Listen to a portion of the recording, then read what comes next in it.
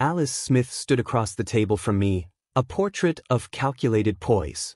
Her auburn hair caught the dim interrogation room light, her every breath measured, and her hands clasped neatly before her. She was the kind of woman who blended into a crowd until you realized she'd been watching you the entire time, reading you like a book you didn't know you were writing. I had seen hardened criminals, liars, and manipulators in my years as a detective, but Alice?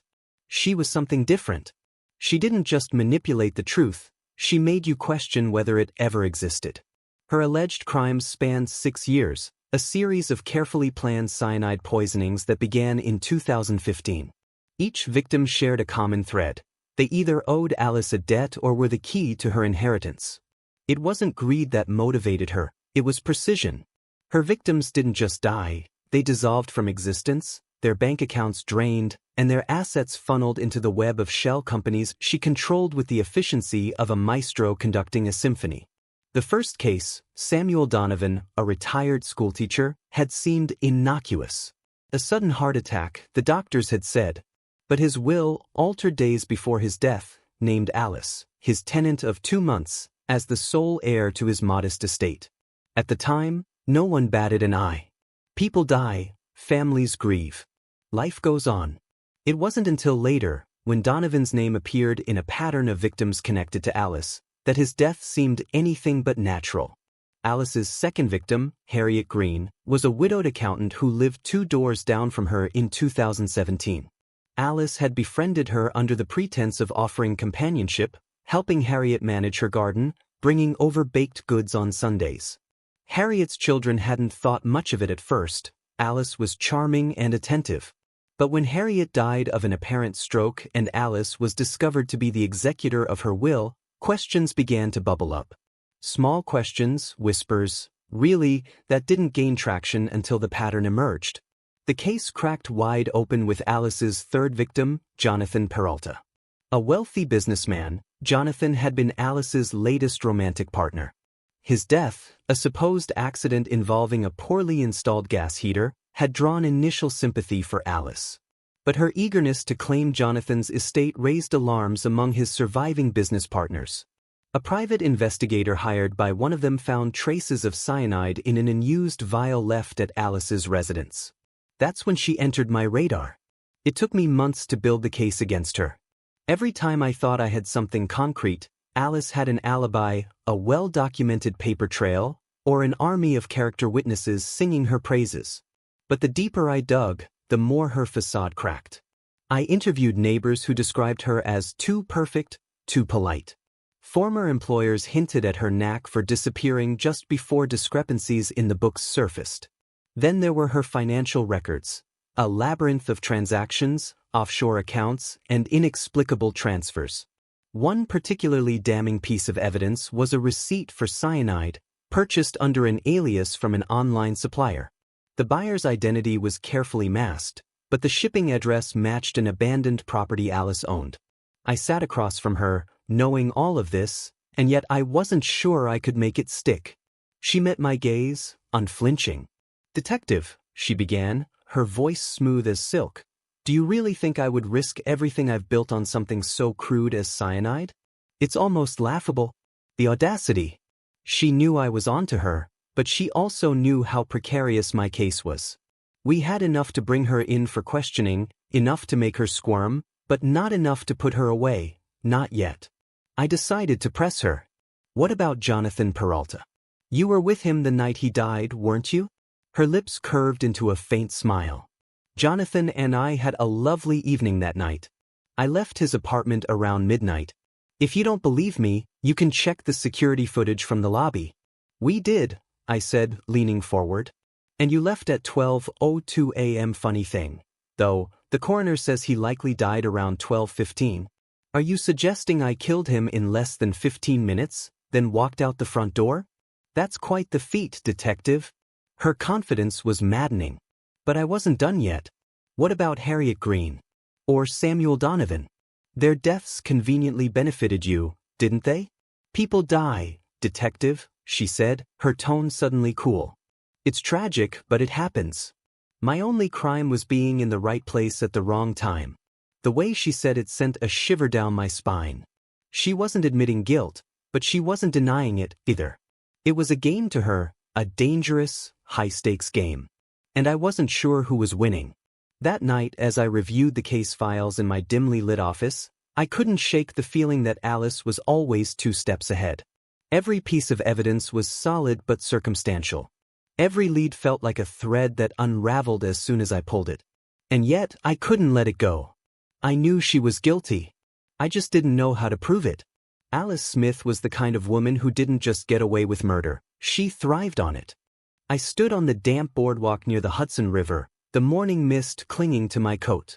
Sarah Wilson's death wasn't just tragic, it was chilling. A 32-year-old businesswoman with a sharp mind and a promising career, she was the kind of person who lit up every room she entered. Now, she was gone, and the only person who had been with her that day was Alice Smith.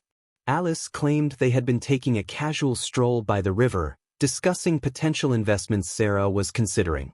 The details Alice gave were sparse. They walked, Sarah stopped to take a phone call, and then Alice left to use the restroom at a nearby cafe. When she returned, Sarah was gone. Alice said she thought Sarah might have decided to leave without saying goodbye, but it didn't add up. Hours later, Sarah's lifeless body was pulled from the river. Her belongings, money, smartphone, even her watch, were missing. The coroner ruled the cause of death as drowning, but there were faint bruises on her wrists, as if someone had restrained her. Alice had walked into the precinct voluntarily. She insisted she was as devastated as anyone about Sarah's death, but there was something off about her demeanor. She wasn't distraught. She wasn't angry or confused. Instead, she was calm, almost rehearsed. I had questioned her twice already, and each time, her story was consistent. "We were just walking," she had said. She got a call from someone. It sounded important. She waved me off and said she'd catch up later. That's the last I saw of her. Today, I sat across from Alice in the interrogation room, my notepad resting on the metal table between us. The fluorescent lights buzzed overhead, casting harsh shadows. Alice's gaze never wavered, her expression unreadable. "Tell me again, Alice," I said. "What happened after Sarah took that phone call?" Her lips curved into a faint smile, one that didn't reach her eyes. As I said before, detective, I stepped away to use the restroom. When I came back, she was gone. I assumed she'd gone home. I tapped my pen against the pad, watching her closely. "You didn't think it was strange that she left without her things? Her phone, her purse?" "I didn't realize they were missing," Alice replied smoothly. "She often traveled light. Maybe she was distracted." Distracted? That was one way to put it. I leaned forward, letting the silence hang heavy between us. Alice's composure didn't crack. She was good at this, too good. "The thing is, Alice," I said finally, "Sarah's family told me she was cautious. She never went anywhere without her phone, and she certainly wouldn't leave behind her wallet. Yet, the only person who saw her alive that day was you." Alice's brow furrowed, her first visible sign of emotion. "Are you accusing me of something, detective?" "I cared about Sarah. Why would I hurt her? That's what I'm trying to figure out." I slid a photo across the table, one taken by a security camera near the cafe where Alice claimed to have gone. It showed her walking toward the river, not away from it, just minutes after she said she left Sarah. "Care to explain this?" She barely glanced at the photo. "I must have gotten turned around. It's easy to do near the river." Her answer was quick, but her body language betrayed her, crossed arms, a slight shift in her chair. She was uncomfortable even if she wouldn't admit it. I pressed on. "Let's talk about Sarah's belongings. We didn't find them on her or anywhere near the scene. Funny thing, though, your bank records show a large deposit made the same day she died. Care to explain that?" Alice's eyes narrowed. "I'm a successful woman, detective. I don't have to explain my finances to you." "True," I said, leaning back, "but it doesn't look great. Sarah's missing money, your sudden windfall. You can see how it raises questions." Her jaw tightened, but she stayed silent. I could feel the tension rising in the room. She wasn't going to admit to anything, not yet. But I had more cards to play. "We also found something interesting in Sarah's apartment," I continued. "A notebook. She kept detailed records of her meetings, her conversations. And guess whose name came up multiple times? Yours. Alice's lips pressed into a thin line, but she didn't respond. I could see her calculating, trying to decide her next move. She wrote about concerns she had with you, I said, pushing further. She thought you were hiding something, that you were pressuring her into an investment she wasn't comfortable with. She even mentioned feeling uneasy around you. That's ridiculous, Alice snapped, her composure slipping for the first time. Sarah and I had a professional relationship. She trusted me. Did she? I asked, letting the question linger. Because right now, it looks like you had a lot to gain from her death. Alice stood abruptly, her chair scraping against the floor. I've answered all your questions, detective. Unless you're charging me, I'm leaving. I didn't stop her. Not yet. I watched as she walked out of the room, her heels clicking against the tile floor. She was confident, but I knew her confidence would only last so long. The evidence was piling up, and sooner or later, she'd slip. Back in my office, I spread the case files across my desk, every detail about Sarah's life and death staring back at me. Alice Smith was at the center of it all. She was hiding something, I was sure of it. Now, it was just a matter of proving it. This wasn't over. Not by a long shot. The lab report sat on my desk, its contents as damning as they were unsettling. Traces of cyanide had been found in Sarah Wilson's body. The autopsy confirmed what I had suspected but hoped wasn't true. Her death wasn't an accident. It was murder. Cyanide, an invisible killer, odorless and tasteless, was the weapon of choice. Whoever had done this knew exactly what they were doing. I stared at the sterile print of the medical examiner's findings, feeling the weight of every word. Cyanide acts fast, shutting down the body's ability to use oxygen. It was a calculated choice, one that left no immediate signs to the casual observer. But it wasn't foolproof. The faint bruises on Sarah's wrists, the missing belongings, and now this. The pieces were falling into place. The more I looked at it, the clearer it became. Alice Smith wasn't just unlucky. She was the only thread tying all of this together. I found her sitting at a corner table in a dimly lit cafe, stirring a cappuccino like she didn't have a care in the world. Alice had a way of blending in, looking unremarkable until you paid closer attention. That was her strength. She didn't stand out, she slipped through the cracks. Detective, she greeted me with a small smile as I approached. To what do I owe the pleasure? I pulled out the chair across from her and set the autopsy report down on the table. Her smile faltered just slightly, almost imperceptibly. We need to talk, I said, leaning forward. Cyanide.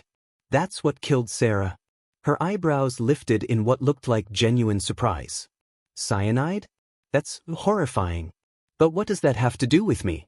You tell me, I said, watching her reaction carefully. You were the last person to see her alive. And cyanide isn't exactly something you find lying around. Alice didn't flinch. She reached for her coffee, took a slow sip, and set it back down with deliberate calm. Are you suggesting I'm some sort of poisoner, detective? Because if you are, I'd advise you to tread carefully. Her confidence was maddening, but I wasn't about to let her off the hook. We both know Sarah didn't just drop dead of natural causes. Someone planned this. Someone close to her. And right now, all signs point to you. She laughed softly, a sound that grated against my nerves. Detective, I understand you're under pressure to solve this case, but you're barking up the wrong tree. I was Sarah's friend. I had nothing to gain from her death. That wasn't true, and we both knew it. I reached into my bag and pulled out the financial statements I'd been poring over for days. What about the money, Alice? Sarah's accounts show significant withdrawals in the days leading up to her death. Nearly $50,000, all unaccounted for. And yet, the day after she died, you made a large deposit into one of your accounts. Care to explain? Her smile tightened. I've told you before, detective, I'm a successful woman. I have multiple streams of income. That money had nothing to do with Sarah. I leaned back, letting her dig her own grave. You know what I think? I think Sarah found out what you were really after. Maybe she confronted you. Maybe she threatened to cut ties. And you couldn't let that happen? That's absurd, Alice said, her voice sharper now. You have no proof? Not yet, I admitted, But I will. Her composure slipped for a fraction of a second, her eyes narrowing ever so slightly. She knew the walls were closing in, but she wasn't about to let me see her sweat. Do you even have any idea where someone would get cyanide? She asked, her tone dripping with condescension. It's not exactly something you can pick up at the grocery store. That's true, I said. But you'd know that, wouldn't you? You're meticulous, Alice. You plan things. And cyanide? It's perfect for someone like you. It's quick, effective, and leaves little evidence, unless you know where to look. She said nothing, her silence speaking volumes. I could see the wheels turning in her mind, trying to calculate her next move. This isn't going away, I said, standing up. We're going to find out where that cyanide came from, and when we do, I'll be seeing you again. As I walked away, I could feel her eyes on my back. She wasn't rattled, at least, not visibly, but I had planted the seed. Alice was smart, but she wasn't untouchable. And with every step, I was getting closer to proving it. Back at the precinct, I called the lab to expedite the analysis of some suspicious materials found in Alice's apartment during a recent search. A bottle of cleaning solution, a box of unopened supplements. Nothing overtly incriminating, but enough to warrant further testing. Cyanide doesn't just appear out of nowhere, and I was betting Alice had left a trail, no matter how small. The truth about Sarah's death was like a shadow, always just out of reach. But with the autopsy results in hand and Alice under the microscope, I knew one thing for certain. Her perfect facade was cracking. And when it broke, I'd be there to catch every piece. I sat in the precinct conference room, the walls around me plastered with photos of victims, timelines, and financial charts. Alice Smith's face stared back at me from the center of it all. 15 deaths. 15 lives cut short under suspiciously similar circumstances, all linked by one common thread, her. The cyanide poisoning of Sarah Wilson had been the tipping point, the death that cracked open the door to a much darker truth. Alice wasn't just a killer, she was a predator. She targeted people who trusted her, business partners, friends, even romantic interests. Her victims ranged from wealthy retirees to struggling professionals, all of them lured into her web of manipulation through carefully crafted financial schemes. She didn't just steal their money, she dismantled their lives piece by piece. Sarah had been one of her more recent marks. I pieced it together as I dug through Alice's history. She had approached Sarah under the guise of a lucrative business opportunity, a high-return investment that promised to double Sarah's portfolio within months. Sarah, always cautious, had hesitated at first, but Alice knew exactly how to wear her down. Flattery, assurances, and just the right amount of fabricated success stories had eventually convinced Sarah to buy in. The financial records told a grim story. Alice would set up shell companies, moving money through accounts so convoluted it took forensic accountants weeks to untangle them. Her victims' savings would disappear, bit by bit, until there was nothing left. And when they started asking questions, when they got too close to figuring her out, that's when they died. I stared at the names on the board. There was Martin Caldwell, a 58-year-old retired engineer who had fallen for Alice's charm at a charity gala. 3 months after signing over control of his investment accounts to her, he suffered a heart attack during a morning jog. Then there was Linda Patel, a widowed real estate agent Alice had befriended at a yoga studio. Linda's death was ruled a stroke, but her financial accounts were gutted in the weeks before her passing. Every single one of these cases had been ruled natural or accidental at the time, but now, with the cyanide link in Sarah's autopsy, everything was being re-evaluated. Alice had perfected her methods over the years, exploiting the vulnerabilities of her victims with surgical precision. She didn't need a weapon, her charm and a vial of poison were enough. The pieces were falling into place, but it wasn't enough to bring her in. Not yet. We needed more. Something irrefutable that would hold up in court. That's when the call came in. "Detective," one of the forensic analysts said, her voice urgent, "you're going to want to see this?" I headed to the lab, where she handed me a sealed evidence bag containing a small vial. It had been found in a hidden compartment in Alice's home office, discovered during a deeper search we conducted earlier that week. The label was faded, but the chemical analysis left no doubt. It contained cyanide. "This is it," the analyst said. This ties her directly to Sarah's death. The cyanide matches the traces found in Sarah's system. My pulse quickened. This was the breakthrough we needed, but I couldn't shake the feeling that Alice wouldn't go down without a fight. She was too smart, too calculating. Back in the interrogation room, I laid the evidence on the table in front of Alice. For the first time, her confidence wavered. It was subtle, a flicker of something in her eyes, a tightening of her jaw, but it was there. "You've been busy," I said, my voice steady. 15 deaths, Alice. 15 people who trusted you. And now we have the cyanide, found in your home. She didn't respond, her hands resting lightly in her lap. I pressed on. "You manipulated them, didn't you? Convinced them you were their friend, their confidant.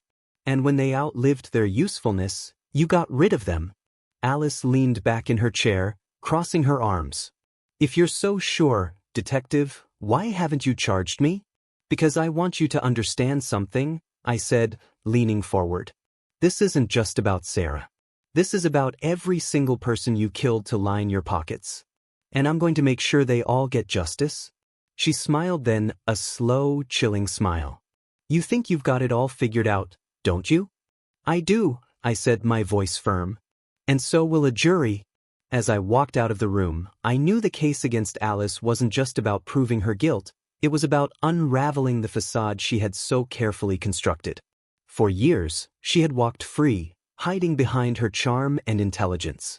But now, with the evidence mounting, her empire of lies was crumbling. The next step was bringing her to trial, where the full scope of her crimes would finally be laid bare. Alice Smith had manipulated, stolen, and killed her way through life, but her time was running out. And I would make sure she paid for every life she destroyed. By the time we pieced together the full extent of Alice Smith's schemes, the picture was as horrifying as it was intricate.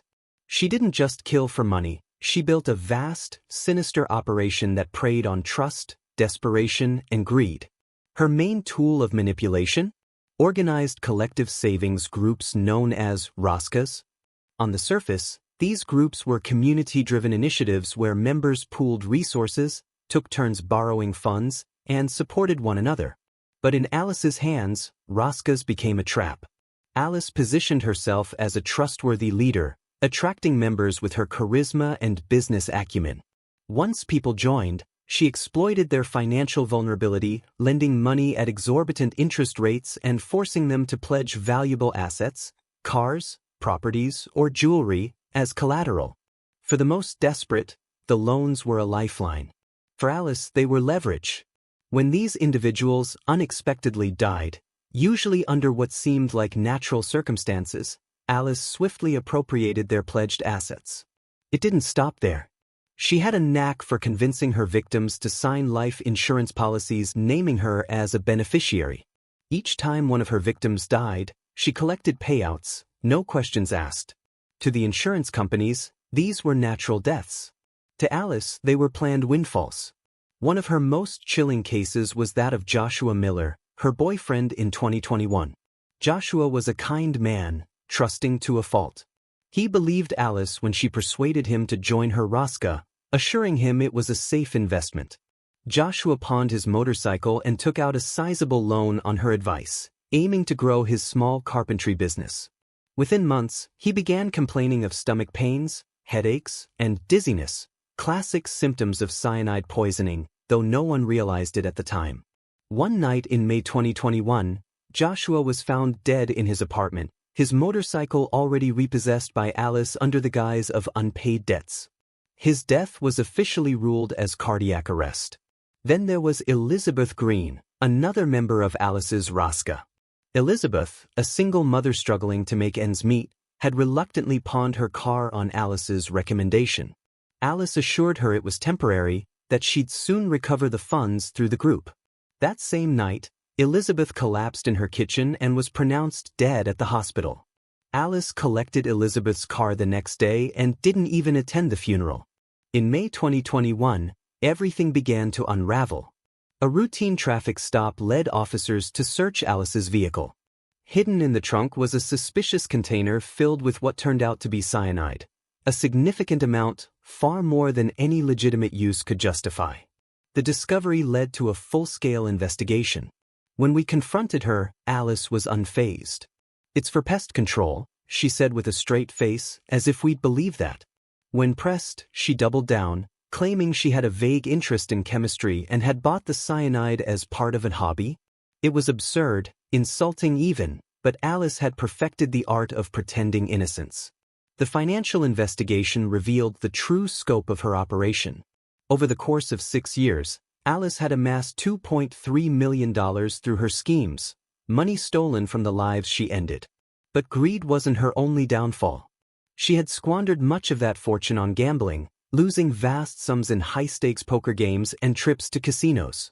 By the time we arrested her, her accounts were nearly empty, and she had been plotting her next move to replenish her funds. When the full story broke, it was like a bomb going off. The public was outraged, and rightfully so. This wasn't just about the deaths, it was about betrayal. Alice had exploited community savings groups, a cornerstone of trust for so many, and turned them into instruments of murder. Her victims weren't nameless strangers, they were neighbors, friends, and loved ones. The cruelty of her actions struck a chord with everyone. The media dubbed her the poisoner of trust, and the nickname stuck. Calls for the death penalty grew louder, fueled by the sheer brutality of her crimes and the calculated nature of her methods. Politicians and community leaders held press conferences denouncing her, and people took to the streets demanding justice. The outrage was unlike anything I'd seen in my years on the force. Inside the precinct, we worked tirelessly to build an airtight case. The evidence was overwhelming: the cyanide, the financial records, the insurance payouts, but Alice remained defiant. She denied everything, claiming she was being framed, that the deaths were coincidences. Her lawyer tried to paint her as a victim of circumstance, but no one was buying it. By the time the trial date was set, Alice was one of the most reviled women in the country. People wanted her to pay, and they didn't care how. Sitting in my office late one night, I stared at the case files, the photos of her victims, the spreadsheets detailing the money she had stolen. It wasn't just the death toll that haunted me, it was the thought of how many more lives she would have destroyed if she hadn't been caught. Alice had built her life on lies, manipulation, and murder. Now, for the first time, her web was unraveling. And I was going to make damn sure she faced the consequences for every single life she had taken.